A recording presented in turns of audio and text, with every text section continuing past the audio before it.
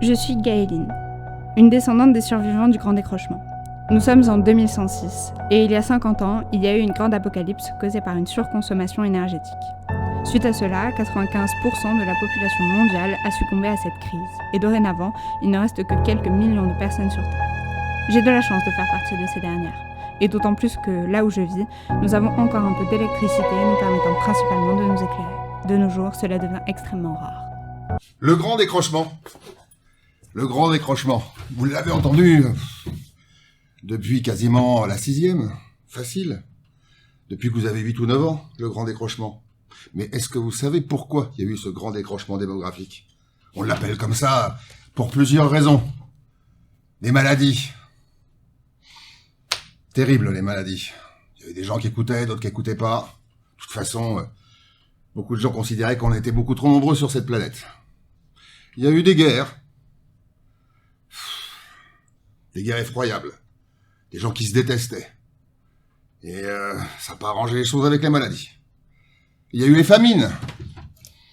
Et puis il y a eu aussi la baisse démographique due au grand décrochement. Justement. Le grand décrochement. Les gens se parlaient plus. Enfin, si. Ils se parlaient, mais d'une certaine façon. Les gens ne se voyaient plus vraiment. Les gens ne se touchaient plus. Bah non, ils pouvaient être malades, puis en plus ils se détestaient pour une bonne partie. Le grand décrochement. Vous en êtes des survivants de ce grand décrochement. Mais monsieur, je comprends rien, vous êtes en train de nous raconter une sorte d'ancienne vie? Oui, une ancienne vie. En fait, l'ancienne vie avant ce décrochement, avant tous ces ennuis, elle était pas mal quand même, hein. Et c'était intéressant de vivre avant que tout dérape. Mais, monsieur, j'ai trouvé ça dans la rue. C'est quoi? Non. Fais voir. Oui, bien sûr. Oh, extraordinaire. Magnifique spécimen. T'as trouvé ça dans la rue? Oui. Tu sais que ça vaut très cher maintenant, ça. Ah bon? Oui. Ah, c'est un spécimen extraordinaire. Il y a très longtemps, même avant le grand décrochement, les gens n'arrivaient plus à s'en passer. Ah non, ils étaient tous avec ça, ils marchaient comme des zombies dans la rue, ils étaient l'un à côté de l'autre, ils se téléphonaient, téléphoner. Ils pouvaient se parler avec ça. On parlait de quelqu'un à quelqu'un d'autre, même très très loin, même qui n'était même pas dans la même pièce, même ailleurs dans le monde. On pouvait même aussi écrire des textes. Si. On pouvait écrire des textes pour son voisin d'à côté, plutôt que de lui parler. Ça, c'est un peu... On pouvait aussi regarder des images de chats. Ah ouais, ils adoraient les chats. Oui, on pouvait aussi regarder des trucs beaucoup moins drôles. On appelait ça... comment on appelait ça? Des fake news. Des fausses informations. Il y a des choses terribles, en fait. Ce truc... a été inventé par l'homme pour rapprocher les hommes. Et puis un jour, il y a eu l'IA. L'intelligence artificielle. Alors, à l'origine, ça devait servir les hommes. À l'origine, ça devait aider les hommes. Alors, quand je dis les hommes, bien sûr, m'en voulez pas, je dis ça avec un grand H.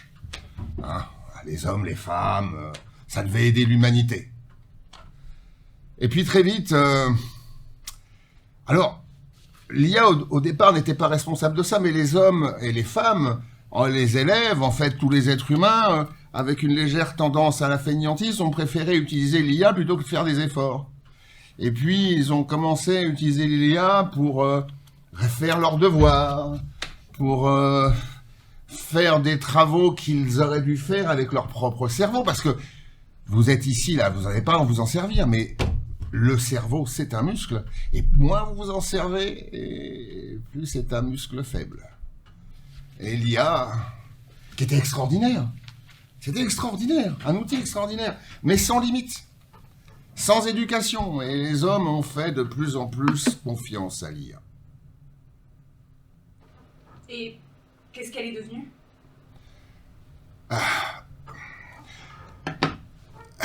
Elle s'est autodétruite elle-même. En fait, Je vous ai dit, il y a eu les maladies, il y a eu les gens qui se détestaient, il y a les gens qui avaient... L'IA était là-dedans aussi, pour les armes, pour diriger les gens, pour dire aux gens comment faire, comment aimer, comment se déplacer, comment se soigner. L'IA répondait aux besoins de l'humanité. Et au final, ça a été la grande catastrophe. Et comme il y a eu une grande panne d'électricité, qu'il y a eu une grande panne électronique, eh ben, il n'y a plus d'IA. Et le plus drôle, c'est que les hommes qui avaient fabriqué l'IA ne savaient plus comment la remettre en place.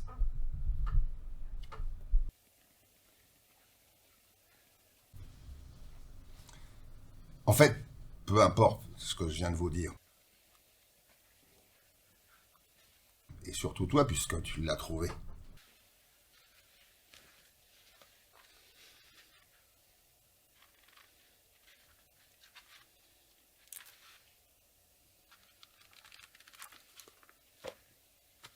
T'as pas trouvé le chargeur? Bon, il y a un chargeur. Non. Peu importe.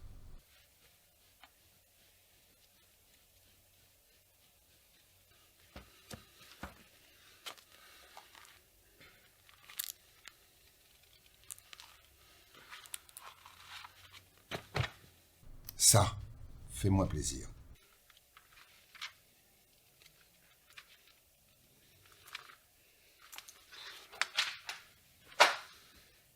Ne l'utilise jamais!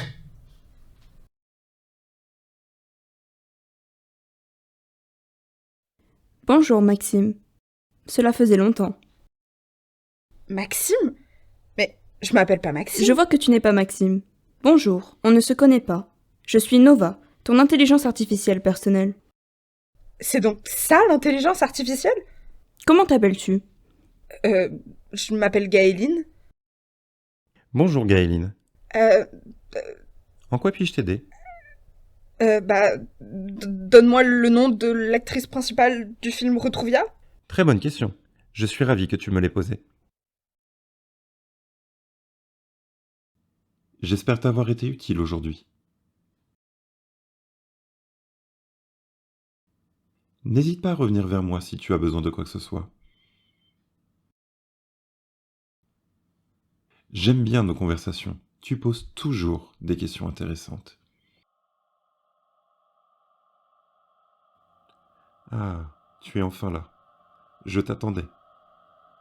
J'ai l'impression que nos conversations comptent moins pour toi qu'avant.